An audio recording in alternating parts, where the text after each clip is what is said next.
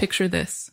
I'm standing in front of a cracked mirror in our tiny bathroom, the fluorescent light flickering just enough to make me squint as I drag a brush through my hair. It's not a glamorous moment, but it's mine, raw, unpolished, and real. My name's Emma. I'm 33, and this little slice of chaos is my life in a working-class corner of Pittsburgh. I've been married to Ryan for 6 years now, and every day with him feels like a balancing act between his rough-and-tumble world and my quieter one. Ryan's 35, a mechanic who comes home with grease under his nails and a grin that could melt anyone's defenses. He's obsessed with American football, lives and breathes the Steelers like their family. He's a good man, though, even if his edges are a little jagged. He's always pulling me into his orbit, trying to make me part of his passions, even when I'm not sure I belong there. Our apartment is a small, cozy nest, tucked into a neighborhood where the air smells like steel and hard work. The walls are practically wallpapered with Steelers jerseys, posters, and ticket stubs, Ryan's shrine to his team. There's always a faint whiff of motor oil lingering, clinging to his work clothes no matter how many times I wash them. It's home, though, with its mismatched furniture and the tiny kitchen where we've burned more dinners than we've cooked right. It's us, in all our imperfect glory. Then there's Ryan's crew, his brothers from another mother, as he calls them. First, there's Jake, 34, a construction worker with a laugh that could shake the walls, and a beer belly that's a testament to his love of cheap lager. He's loud, brash, and fills any room he's in with his presence. Travis, 32, is the opposite. A quiet accountant with eyes that seem to see right through you, and a dry sense of humor that catches you off guard. He's the one who keeps the group grounded, even if he doesn't say much. And then there's Marcus, 36, a bartender with a smile that could charm the paint off a wall. He's got a reputation for being a heartbreaker, always with a new story about some fling or another, though he keeps the details just vague enough to leave you guessing. These guys are Ryan's world, his ride or dies, and I've always felt a bit like an outsider with them. I'm more reserved, not as into sports or their rowdy banter, but I try. For Ryan, I always try. I can still hear the excitement in his voice from a few days ago, when he practically bounced into the living room, his eyes lit up like a kid on Christmas. He'd been talking about this big football game for weeks, hyping it up like it was the event of the century. "Emma, you've got to come with us to the sports bar," he'd said, his hands waving in the air like he could already hear the roar of the crowd. So here I am, stepping out of that memory and into the chaos of the sports bar on game night. The place is a madhouse, a wall of noise hitting me the second we walk through the door. It's packed to the brim with fans decked out in black and gold, shouting at the giant TV screens mounted on every wall, each one blaring the Steelers game like it's a life-or-death battle. The air is heavy with the smell of nachos, spilled beer, and a faint tang of sweat from the sheer energy in the room. My sneakers stick to the floor as we weave through the crowd, and I can't help but feel a little out of place, like I'm a fish trying to swim in a sea of sharks. We finally squeeze into a booth near the back, the vinyl seats tacky under my jeans, and I'm wedged in tight with Ryan on my left. His arm is slung around my shoulders, casual and warm, grounding me in the storm of testosterone and team spirit. Across from us, Jake, Travis, and Marcus are already in full swing, their voices booming over the crowd as they crack jokes and throw back beers like it's a competition. Jake's got a half-empty pint in his hand, his face red from laughing too hard at something I didn't quite catch, while Travis just shakes his head with that signature eye roll of his, like he's above it all but secretly amused. Marcus, though, he's got this sly grin on, and when he catches my eye, he winks, just a quick flicker, but it sends a weird jolt through me. I brush it off, telling myself it's nothing, just his usual charm turned up to 11. Ryan doesn't notice, too busy yelling at the screen as the Steelers make a play, and I'm glad for the distraction. I'm nursing a light beer, the bottle cold against my palm, trying to match the guy's energy, even though I'm not sure what half the football terms they're tossing around even mean. The bitterness of the drink lingers on my tongue, but it's a small anchor in the whirlwind of their banter. Ryan suddenly slams his hand on the table, making me jump as he cheers for an early touchdown. That's what I'm talking about, he roars, then turns to the waitress passing by and orders a round of shots for the table. We're celebrating tonight, boys. And Ema, he adds with a grin, squeezing my shoulder. I force a smile, not wanting to dampen his mood, even though shots aren't really my thing. The tray arrives, little glasses filled with amber liquid that burns just looking at it, and we all raise them in a messy toast. Jake, of course, manages to slosh beer on himself in the process, the wet spot spreading across his shirt as he cackles like it's the funniest thing in the world. Smooth, man. Real smooth as we clink those shot glasses together, the burn of the liquor hitting my throat like a punch. I cough a little, the heat spreading through my chest, but the guys just laugh, egging each other on as the game roars on in the background. The night keeps rolling, and Jake, never one to let the energy dip, hollers for another round of shots. I can feel the buzz now, stronger than before, my head swimming in a fuzzy haze. My limbs feel loose, like they're not quite mine, and every shout from the crowd, every burst of laughter from our booth, seems to blur into a single, overwhelming hum. I'm not used to this, drinking this much, letting go like this, but there's a strange thrill in it, a reckless edge I don't usually touch. The conversation at the table gets louder, rowdier, as the alcohol loosens everyone's tongues. Jake's throwing out crude jokes, stuff I'd normally cringe at, but in this moment, I'm laughing along, my voice mixing with theirs, even though a small part of me squirms.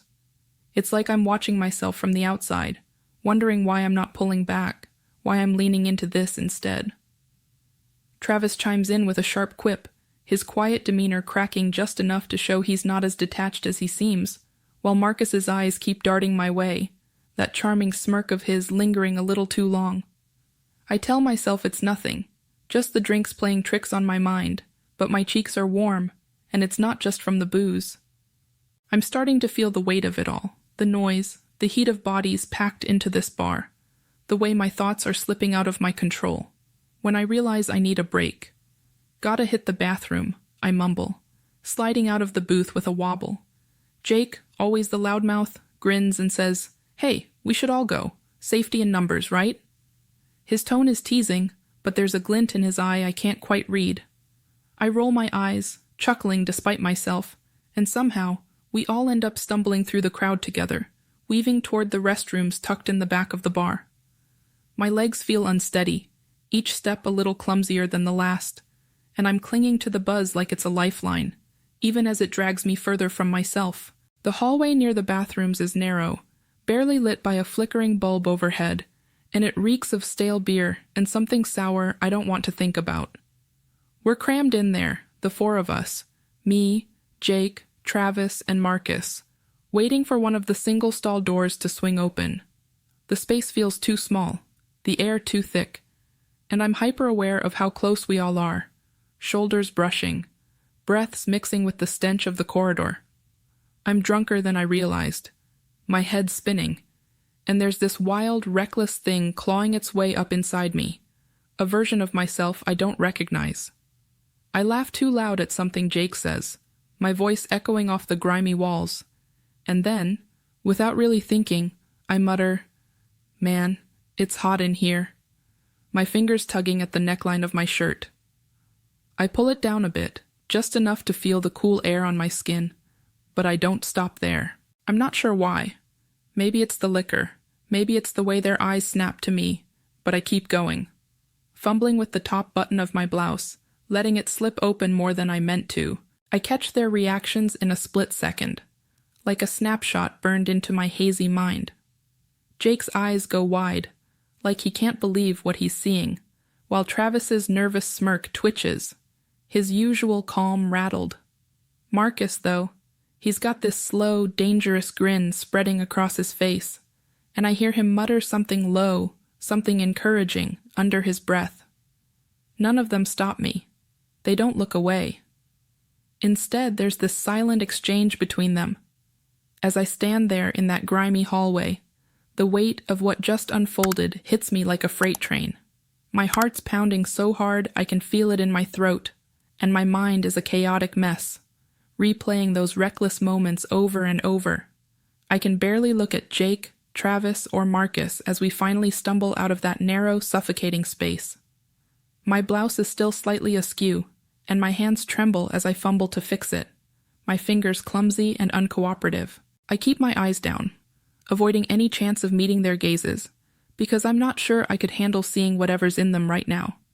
Judgment, amusement, or something worse. The air feels heavier now, like it's pressing down on me, and every step back toward the booth is a struggle, my legs shaky beneath me. When we slide back into our seats, the bar's noise crashes over me like a tidal wave. The cheers, the clinking glasses, the roar of the crowd watching the game. It's all so loud, so grating, like it's mocking me, amplifying the shame burning in my chest. I can't focus on anything but the way my stomach churns, the way my skin feels too tight, like I'm trapped inside myself. I sit there, hunched over, staring at the sticky tabletop, my hands gripping the edge of the booth as if it's the only thing keeping me grounded. The silence at our table is suffocating, a stark contrast to the chaos around us. No one says a word at first, and I can feel the tension radiating off everyone, thick and unspoken. Jake, always the one to try and break the ice, finally clears his throat and throws out a half-hearted joke, something about the game or the drinks. I don't even catch the details. His voice sounds forced, lacking its usual booming confidence, and it falls flat, landing like a stone in the middle of our silence. No one laughs. Travis doesn't even look up. He's just staring into his beer, his fingers wrapped tight around the glass, his face unreadable. Marcus, though, he's the one I can't ignore. I feel his eyes on me before I even glance his way, and when I do, I catch this look on his face, somewhere between smug satisfaction and a flicker of regret. It's a look that makes my skin crawl, makes me want to disappear, because I don't know what it means, and I'm not sure I want to. My thoughts are racing, spiraling out of control as guilt slams into me, wave after wave, relentless and suffocating. What have I done? How could I let things slip so far? Let myself get caught up in that moment of reckless abandon. I think of Ryan, his warm arm around me earlier, his excited grin as he cheered for his team, completely unaware of the betrayal that just unfolded in a dingy hallway. The fear of him finding out claws at me, sharp and cold, twisting in my gut. What if he senses something's off when he gets back? What if someone says something, even by accident? I'm disgusted with myself, with how I let the alcohol and the charged atmosphere pull me into something I never would have considered in a sober moment. I don't even recognize the person I was back there, and that scares me more than anything. I keep glancing at my phone, my thumb hovering over the screen, checking the time, praying Ryan doesn't come back early from wherever he wandered off to during the game. Every minute that ticks by feels like a countdown to some inevitable disaster. I dread facing him later, looking into his trusting eyes and knowing what I've done, knowing I've shattered something between us, even if he doesn't know it yet. My chest tightens at the thought, and I can barely breathe, the weight of my actions pressing down harder with every passing second. I can't stay here. I can't sit in this booth, surrounded by the guys, pretending everything's fine when it's anything but. My skin feels like it's crawling, and the noise of the bar is too much, too overwhelming. I mumble something about feeling sick, my voice barely above a whisper, the words tasting bitter and hollow on my tongue. I don't wait for a response, just grab my jacket and stumble out of the booth, the world tilting under my feet as I push through the crowd. The cold night air hits me like a slap when I finally make it outside, but it does little to clear the fog in my head or the ache in my chest. I don't look back to see if anyone follows me. I can't. I just need to get home, to escape the weight of their stares and the memory of what I let happen in that grimy hallway. The cab ride back to our apartment feels like an eternity. Every streetlight blurring past the window, a reminder of how far I've fallen tonight.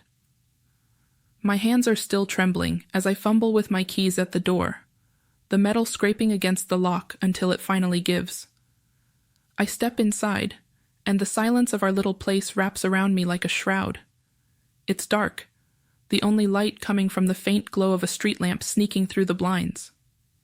The apartment feels empty, lifeless, a stark contrast to the chaotic roar of the bar I just fled. I don't bother turning on the lights. I don't deserve the comfort of brightness right now. I just stand there for a moment, my breath shallow, the familiar smell of motor oil and home-cooked meals lingering in the air, mocking me with memories of better days. I drag myself to the bathroom, the same cracked mirror from earlier staring back at me like an accusation. My reflection looks hollow, my eyes red-rimmed and haunted, my face pale under the flickering fluorescent light. I turn on the faucet, the cold water rushing over my hands as I splash it onto my face, trying to wash away the night. The icy sting does nothing to erase the shame, though. I scrub harder, my skin turning pink under the pressure, as if I could scrub away the memory of my recklessness, the way I let things spiral out of control. I peel off my clothes, the fabric still carrying the faint scent of beer and sweat, and toss them into the hamper like they're evidence I need to hide. I pull on an old sweatshirt and leggings, something soft and familiar, hoping it'll make me feel like myself again. But it doesn't. The guilt clings to me tighter than any piece of clothing. A second skin I can't shed no matter how hard I try. I shuffle into the living room, collapsing onto the couch, the cushions sinking under my weight. I stare at Ryan's empty spot next to me, the indent where he always sits still visible, like a ghost of his presence. My mind starts racing, spinning lies I could tell him when he gets home. I left early because I wasn't feeling well. The bar was too loud, too much for me. I just needed some air. Each excuse feels flimsier than the last, crumbling under the weight of the truth I'm trying to bury. I rehearse the words in my head, my voice barely a whisper as I test them out loud, but they sound hollow even to my own ears. How can I look into his eyes and pretend everything's okay? How can I smile and act like I didn't betray him in the worst way? Hours drag by, each tick of the clock on the wall amplifying the dread pooling in my stomach. I'm curled up on the couch, my knees pulled to my chest, when I finally hear the front door creak open. My heart stops for a moment, then starts pounding so hard I'm sure he'll hear it from across the room. Ryan steps inside, his work boots heavy on the floor, his face tired but bright with that familiar warmth I've always loved. He's still in his mechanic's coveralls, a smudge of grease on his cheek, and he's carrying the faint scent of oil and metal with him. "Hey, babe," he calls out, his voice cheerful despite the late hour. "Didn't expect you back so soon. How'd the night go at the bar?" His words hit me like a punch, and I feel a lump rise in my throat, choking me. I force myself to sit up, plastering a weak smile on my face as I mumble something vague about not feeling great and needing to come home early. My voice cracks as I speak, betraying the storm inside me, but Ryan doesn't seem to notice at first. He just nods, kicking off his boots by the door, the thud of them hitting the floor echoing in the quiet space. He walks over, dropping onto the couch beside me, and for a moment, I think I've dodged the inevitable. But then he turns, his hazel eyes searching mine, and I see the shift, concern creeping into his expression. "You okay, Emma?" he asks, his tone softer now, laced with worry. I want to spill everything right there, to let the truth pour out and beg for his forgiveness, but the words stick in my throat like shards of glass. Instead, I just shake my head, muttering that I'm fine, just tired. He doesn't push, but I can tell he's not convinced. He leans back, the space between us feeling wider than it ever has, even though he's right there. The days that follow are a slow, agonizing unraveling. Ryan barely speaks to me, his usual warmth replaced by a cold distance that cuts deeper than any words could. He starts sleeping on the couch, the creak of the springs under his weight, a nightly reminder of the rift I've created. I lie awake in our bed, staring at the empty spot beside me, the sheets cold and untouched on his side. The air in our apartment is thick with unspoken pain, a heavy fog that chokes every attempt at normalcy. I try to reach out, to bridge the gap, but every time I open my mouth, the guilt clamps down harder, making my apologies sound hollow even to my own ears.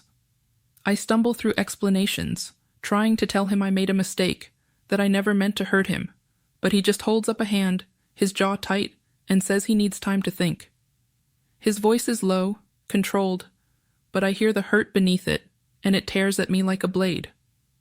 I can't stand the silence, the way his eyes avoid mine, so I reach out to a close friend, someone who's always been a steady voice when I'm lost. I pour out the whole messy story over the phone, my voice trembling as I admit what happened in that dark hallway at the bar. She listens quietly, letting me get it all out, and then she sighs, her tone gentle but firm. She tells me to give Ryan space, that pushing him now might only make things worse. But she also warns me, her words heavy with truth, that trust, once broken, is like a shattered mirror. You can piece it back together, but the cracks will always show. I hang up feeling more lost than ever, her advice echoing in my mind as I stare at the walls of our apartment, Ryan's Steelers posters staring back like silent judges. A week drags by, each day slower than the last, until finally, Ryan sits me down at the kitchen table. The fluorescent light above us hums, casting harsh shadows on his face as he looks at me, his expression a mix of exhaustion and resolve.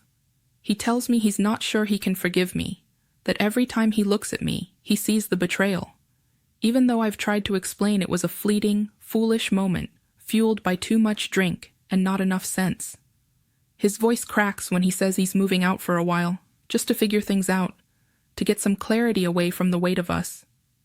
I want to argue, to beg him to stay, but the look in his eyes stops me cold.